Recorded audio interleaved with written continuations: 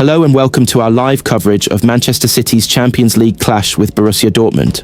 Both teams are unbeaten in the league phase with 7 points from 3 games, and a win for either would mark a significant step towards securing a top 8 spot and a straight passage into the knockout rounds.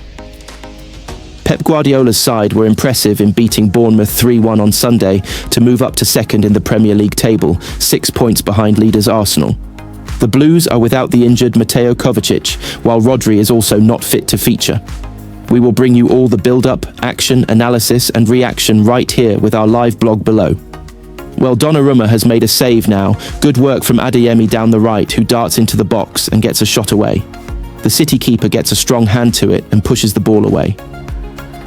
We had a break in play for an injury there to a Dortmund player, but as the action restarted, Haaland latched onto a through ball from Foden. He was forced wide, but clipped a cross over which almost fell to O'Reilly at the back post. City very much on top. Not sure Donnarumma has had a save to make as yet. Reinders bends an effort towards the far corner, and Kobel does well to parry that away from danger. Savinho again the creator. He looks a real threat tonight down the right, even if his end product is not always perfect. That's a goal in every Champions League game this season, and 27 for club and country already. We're only just into November. Just as they did for the first goal, City kept the ball alive after an initial attack didn't yield a chance. City now in charge, and they could add further goals before the break.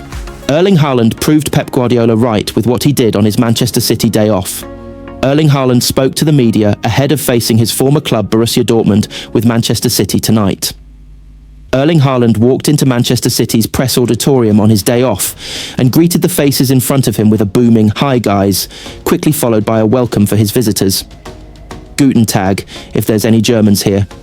Surprisingly, there was not. Borussia Dortmund held their own press conference later on Tuesday evening at the Etihad. But with all due respect to Pascal Gross, the travelling press pack were probably kicking themselves for missing out on an audience with Haaland. When the Champions League draw was made, Haaland put a circle around this fixture as the day he would do his media obligations. The 25-year-old doesn't speak to the written press very often at City and regularly shuns the opportunity to talk in the mixed zone after a match. But UEFA requirements mean a player must always talk alongside the manager the day before a European fixture. So Haaland was presented with the possibility of speaking here, or on his likely return to Norway in January to face Bodo/Glimt.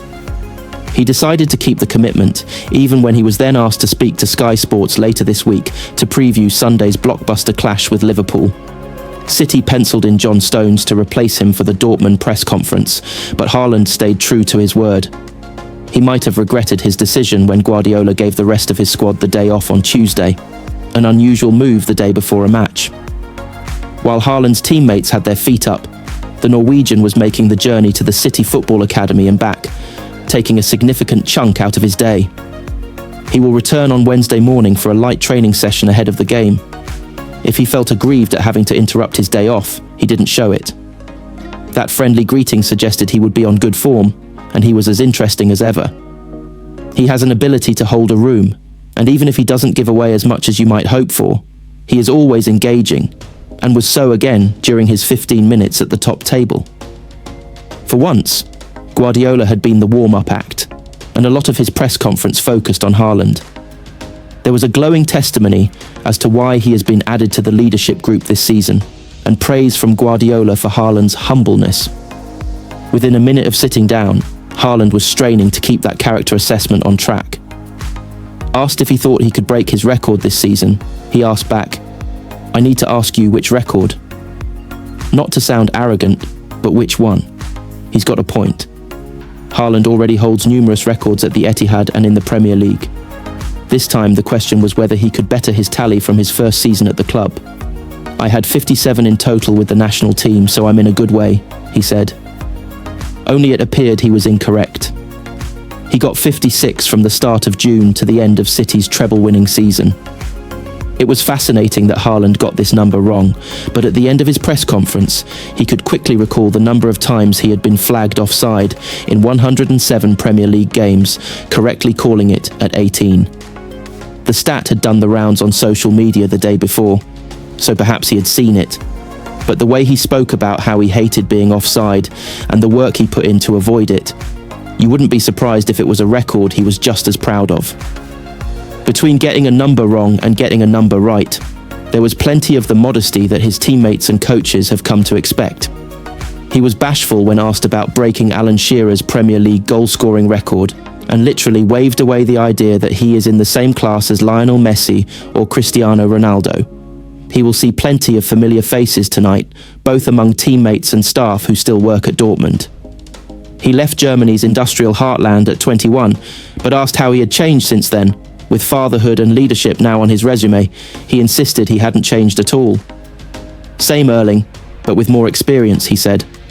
That was a pretty good way of summing it up. Hello and welcome to our live coverage of Manchester City's press conference ahead of the Champions League tie with Borussia Dortmund. Both teams have made strong starts in Europe, with the pair locked together on 7 points from 3 games ahead of Wednesday night's clash at the Etihad. Blues boss Pep Guardiola was joined by star striker and former Dortmund man Erling Haaland to speak to the media. The City chief explained his decision to cancel training on Tuesday and afford his players a day off, while Haaland spoke about his flying start to the season and facing his former club. Erling Haaland insists he is not close to the level of Lionel Messi or Cristiano Ronaldo, but feels good about breaking his own goal record this season. The Norwegian was compared to the legendary duo by his Manchester City manager at the weekend after his brace against Bournemouth moved them up to second in the Premier League. Haaland already has 26 goals for club and country, from 16 appearances ahead of a Champions League game with former club Dortmund and blockbuster Premier League clash with champions Liverpool. Having already become the youngest to 50 Champions League goals this season, Haaland is used to setting new milestones on a regular basis. And with 6 months of the campaign to go, the 25-year-old is nearly halfway to the total he plundered when City won the treble, and feeling on top of his game. Pep Guardiola says that Manchester City will train on the morning of their game with Dortmund, as he preferred them to stay away from the City Football Academy on Tuesday. City's coach took the unprecedented step of cancelling training the day before a Champions League game, with players informed on Monday that they would be given the day off. Instead, they will meet up on Wednesday morning to train before facing Dortmund at 8 p.m. at the Etihad. Manchester City to avoid UEFA punishment over Champions League training decision. Manchester City manager Pep Guardiola will face the media on Tuesday lunchtime, but his players will not train in the afternoon.